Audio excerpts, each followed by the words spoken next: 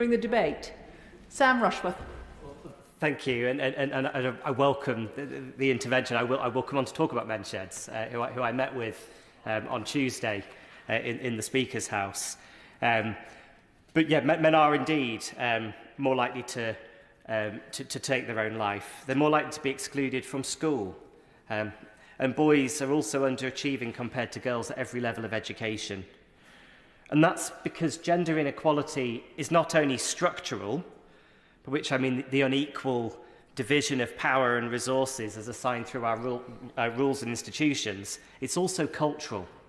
It's embedded in social attitudes and expectations around manhood and womanhood. And it's here where I believe gender inequality really harms men and boys. May I also recognise, as I attempt to frame this debate, that men, like women, are diverse. There is more than one way of being male, and I refer here not only to sexuality, but to binary ideas of how men should behave. If you were to visit my home on a summer night, you might find Mrs. Rushworth in the garden lighting the barbecue, and myself in the kitchen preparing the salad. And if you were to visit in the winter, you may find her bleeding the radiators while I'm singing a lullaby to settle one of our children in bed.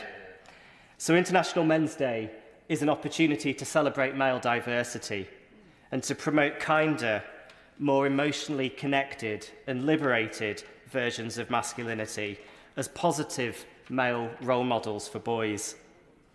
I'd like to focus the rest of my remarks on two concerning byproducts of gender inequality that are prevalent in my constituency of Bishop Auckland: men's mental health and the concerning rise of male suicide, particularly among young men, and boys' underachievement at school, and why we must tackle these issues head-on for the benefit of both sexes. The crisis in men's mental health is one of the most significant issues of our time.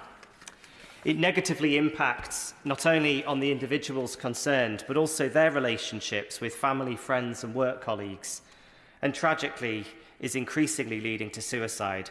In the UK, men are 3 times more likely to die by suicide than women, and it is now the leading cause of death of men under 50.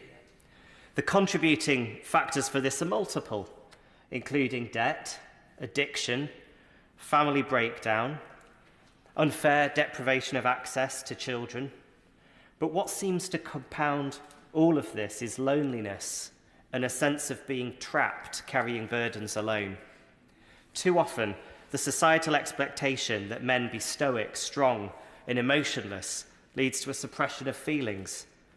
From a young age, boys are taught to man up, to hide vulnerability, and to suppress their emotions. This is a damaging narrative that not only impedes emotional well-being, but also stifles open conversations about physical and mental health.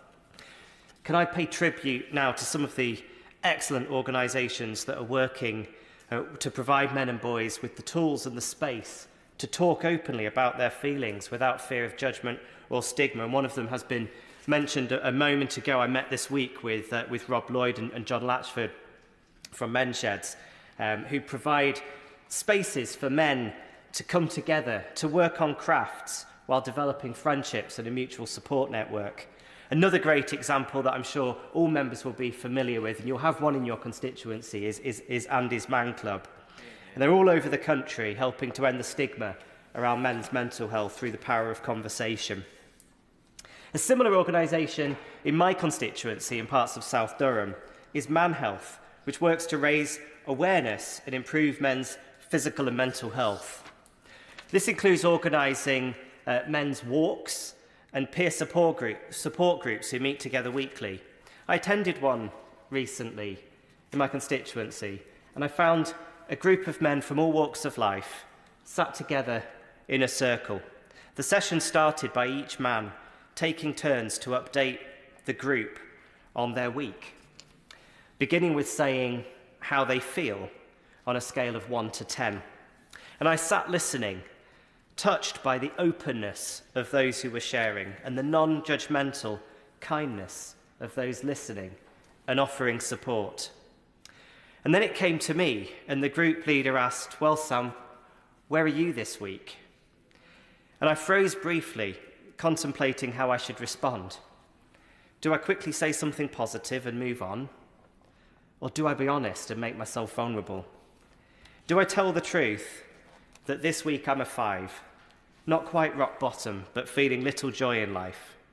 Do I admit how anxious and out of place I felt in my new role? How the online abuse that all MPs get does secretly get to me? How I lie awake at night feeling overwhelmed by the scale of the challenge of meeting my voters' expectations? 5, I did it, I shared.